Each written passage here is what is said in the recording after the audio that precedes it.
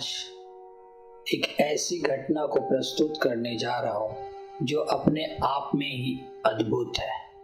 इस दुनिया में ऐसे भी लोग मौजूद हैं जिनके पास अप्सरा साधना है। इस वीडियो में मैं आज आपको अप्सरा साधना का एक ऐसी कहानी बताने जा रहा हूँ जो साक्षात मेरे साथ हुआ। मुझे पता है कि काफ़ी लोगों को इस बात का शायद विश्वास ना भी हो, लेकिन ये जो घटना थी, इस घटना ने मेरी ज़िंदगी बदल कर रख दी। ऐसी बहुत सारी चीज़ें हैं जो मैं इस वीडियो में बताने जा रहा हूँ। बंधुओं, ये लगभग 1-2 साल पहले की बात है। सितंबर का महीना था। मैं छोटी मोटी पूजा पाठ किया करता था, लेकिन मुझे कहीं से पता चला कि अप्सरा साधना को संपन्न करने से मेरे जीवन में काफ़ी सारी चीज़ें बदल सकती हैं। पहले तो मैं उस तरफ रुचि नहीं ले पा रहा था क्योंकि मुझे वो चीज़ थोड़ा अच्छा नहीं लग रहा था। मुझे शर्म लग रही थी कि मुझे अप्सरा साधना करने की क्या ज़रूरत है। मैं ऐसे ही अपने लाइफ में खुश हूँ, संपन्न। फिर मेरे गुरु की कृपा से, उनकी आज्ञा से मैंने अप्सरा साधना करना प्रारंभ किया। सितंबर की महीने की बात है, जब जो मेरे गुरुदेव के द्वारा बताया गया जो माला और यंत्र वगैरह था और जो नियम थे, वो सब जान करके मैंने पूजा करना शुरू की। नियम यह था कि मुझे शुक्रवार की रात्रि से वो पूजा शुरू करनी थी। मतलब जिस दिन से मैं वो पूजा शुरू करूँगा, वो साधना शुरू करूँगा, उस दिन सुबह मुझे ब्रह्म मुहूर्त में उठकर स्नान आदि करके उसके बाद अपने गुरु पूजन या जो भी आपके देवता हैं उनका पूजा वगैरह करके सुबह को, उसके बाद अपना नॉर्मल काम करें। कोशिश यही करनी थी कि पूरे दिन कम लोगों से संपर्क में रहूं, क्योंकि ये नियम भी था। कम लोगों से बात करूं और अपने आप को जितना शांत रख सको रखो। मोबाइल वगैरह पे बात करना या कोई फिल्म देखना, गाना सुनना, ये सब नहीं करना था। अपने लाइफ को उस दिन एकदम साधारण रखना था, जो थोड़ा बहुत मुश्किल आज के समय पर लोगों के लिए है। मेरे लिए भी था, पर मैंने किया, इतना हो सके मैंने किया। मेरे मन में एक डाउट था, एक प्रश्न था कि क्या इस कलयुग में और इस घर में रहकर ये संभव है कि अप्सरा को सिद्ध कर लिया जाए। मुझे लगा क्यों ना नियम का पालन करके कोशिश किया जाए। तो गुरु आज्ञा से मैंने ये सारे नियम फॉलो करना शुरू किया। सुबह उठा, ब्रह्म मुहूर्त में नहाया, पूजा पाठ किया, स्नान वगैरह करके पूजा पाठ किया, कम लोगों से मिला, साधारण भोजन ग्रहण किया, दिन भर में कम खाया और दोपहर को ही मैं खाना थोड़ा खा लिया। शाम को, रात को मैंने खाना नहीं खाया ताकि रात को पूजा में मुझे नींद वगैरह का प्रॉब्लम ना आए।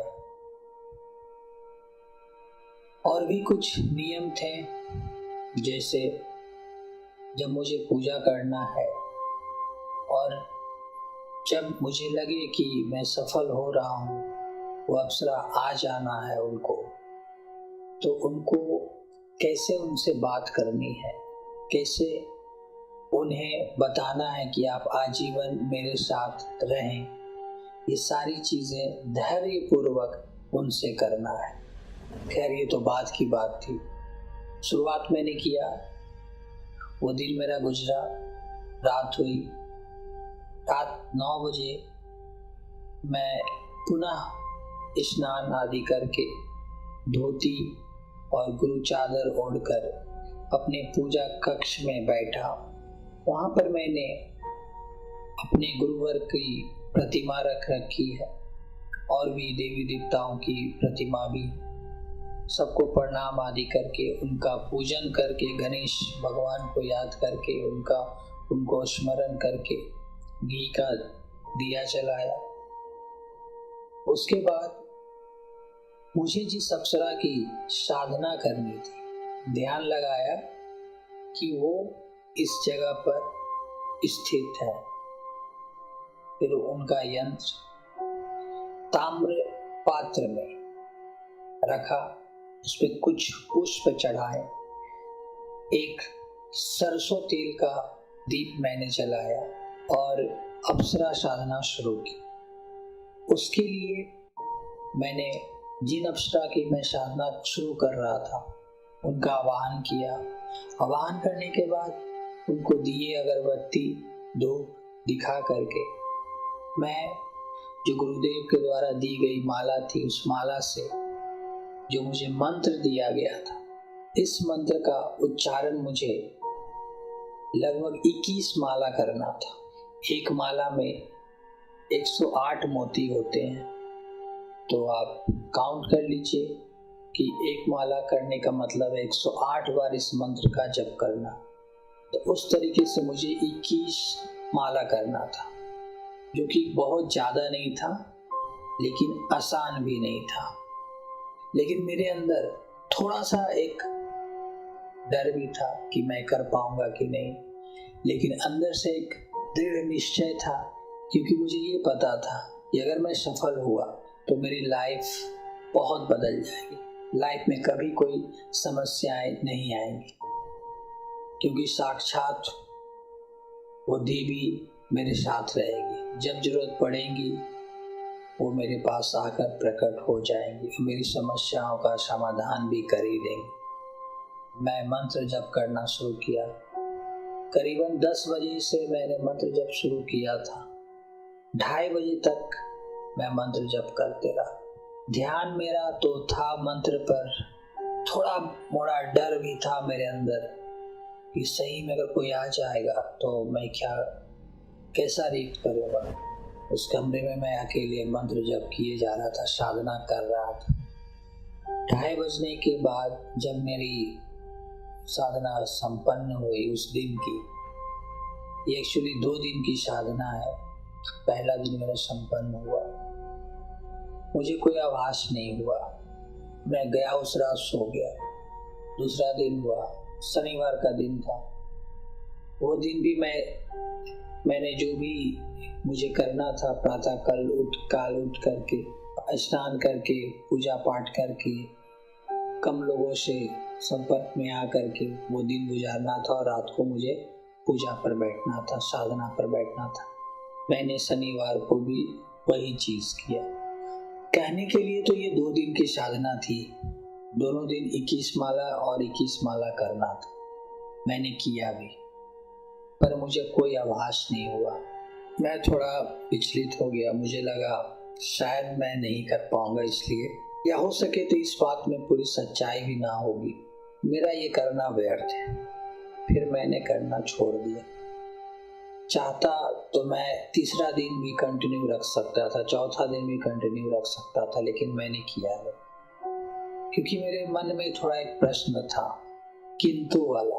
फिर जब अगला शुक्रवार आया तो पता नहीं मुझे क्या हुआ, मेरा मन करने लगा कि मैं आज बैठूंगा, करता हूँ पूजा, और उस रात मैं बैठा करने के लिए पूजा। शुक्रवार का दिन था, सुबह उठ करके स्नान आदि करके उस दिन मैं फलाहारी पर रहा, फल वगैरह का सेवन करके, और मैं दिन भर कम लोगों से बात करके वो दिन मैंने गुजारा।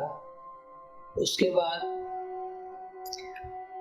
मैं रात को बैठा पूजा करने पर सेम विधि जो मैंने पिछले सप्ताह की थी वो मैंने रिपीट की।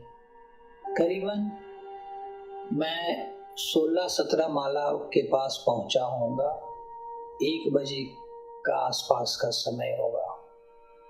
उस टाइम मेरे बाएं कान के पास घुंघरू बजने की आवाज आई, छन छन। मुझे पहले लगा यह मेरा भ्रम है और मुझे आंख खोलनी भी नहीं थी, क्योंकि आंख बंद करके ही मंत्र जप का सही से उच्चारण हो सकता था। थोड़ी देर के बाद फिर मेरे कानों के पास ऐसा लगा कि कोई मखमल सा कपड़ा मेरे कान के पास से सट कर गुजर रहा है और बहुत ही मधुर पायल की ध्वनि मेरे बाएं कान की तरफ आई और मेरे शरीर में जितने भी रोम है सारे रोम खड़े हो गए। अब मैं तो आंख बंद करके मंत्र जप में लीन था। घुंघरू की आवाज मेरे बाएं कान से हो करके सामने मेरे गुरुदेव और भी देवताओं की प्रतिमाएं थी, उनके बगल से हो करके वो चीज मानो जहां पर मैंने उस अप्सरा के लिए प्रतिमा के लिए जगह छोड़ रखा था, फूल वगैरह चढ़ा रखा था, वहां पर वो आकर खड़ी हो गई। कमरे में लाइट कम थी, मतलब एक घी का दिया और एक सरसों तेल का दिया जल रहा था और उन दोनों दियों का प्रकाश इतना था कि उस रूम में काफी रोशनी थी। उसी समय मैं जिस रूम में पूजा कर रहा था वहां पर ऊपर में एक छोटी सी खिड़की थी। वहां पर ऐसा लगा जैसा जितने भी इस मोहल्ले के, इस एरिया के जितने भी कुत्ते लोग हैं वो सारे लोग आकर जोर जोर से भौंकने लगे उसी खिड़की के पास आकर। और जब वो लोग भौंकना शुरू किए तो मेरे को आवाज लगा कि सही में कोई चीज मेरे सामने आकर खड़ी हुई है, ये मेरा भ्रम नहीं है। और मेरे शरीर के जितने भी रोम थे वो सारे खड़े के खड़े हो गए और वो बैठ ही नहीं रहे। आमतौर पे कभी भी शरीर के रोम जब खड़े हो जाते हैं तो वो थोड़ी देर के बाद वो बैठ भी जाते हैं, लेकिन 10 से 15 मिनट तक वो कुत्ते भौंकते रहे। मैं आंख बंद करके मंत्र जप में लीन था। अंदर से थोड़ा डर भी लग रहा था, थोड़ी घबराहट भी थी, थोड़ी खुशी भी थी, थोड़ी बेचैनी भी थी, क्योंकि ये मेरे लिए बहुत नया एक्सपीरियंस था। थोड़ी देर के बाद वे कुत्ते लोग जो थे वे लोग तो वहाँ से चले गए। मैं मंत्र जप करते करते करीबन 20 माला के आसपास पहुंचा होऊंगा, 19-20, अभी 1-2 माला खत्म होने में बाकी था। मेरी हल्की सी आंख खुली। कभी कभी बीच में आंखें खुल जाती है ताकि नींद ना आए, लेकिन मंत्र जप मैं किए जा रहा था। जैसे ही मेरी आंखें खुली वो अप्सरा मेरे सामने दाएं तरफ हवा में खड़ी थी। तो जमीन पर उसका पैर का स्पर्श नहीं था, वो हवा में खड़ी थी। उनका कपड़ा इतना मुलायम था कि वो कपड़ा हवा में लहरा रहा था और उनकी जो प्रतिमा थी वो पूर्ण रूपेण नहीं थी, मतलब वो मेरे सामने थी, मुझे दिख रही थी, लेकिन पूरे शरीर में, ठोस शरीर में नहीं दिख रही थी, वो आधे शरीर में दिख रही थी। उन्हें देखने के बाद इतनी सुंदरता थी उनके अंदर, इतना आकर्षण था उनके शरीर में, उनके चेहरे में, कि मेरे पास शब्द नहीं है कि मैं एक्सप्लेन कैसे कर पाऊँ उन चीज़ों को। बस मेरी बातों से जान लीजिए कि कहा जाता है कि पूरी दुनिया में जितनी भी सबसे सुंदर स्त्रियां हैं उन सबसे कई गुना, लाख गुना ज़्यादा सुंदर एक अप्सरा होती है। तो आप इससे अंदाजा लगा सकते हैं कि वो कितनी मधुरता, सुंदरता, आकर्षण उनके अंदर था। मैंने देखा वैसे ही मेरा आँख और मेरा मुंह खुला रह गया। मैं सांस नहीं ले पा रहा था। मैं थोड़ा सा डर गया था।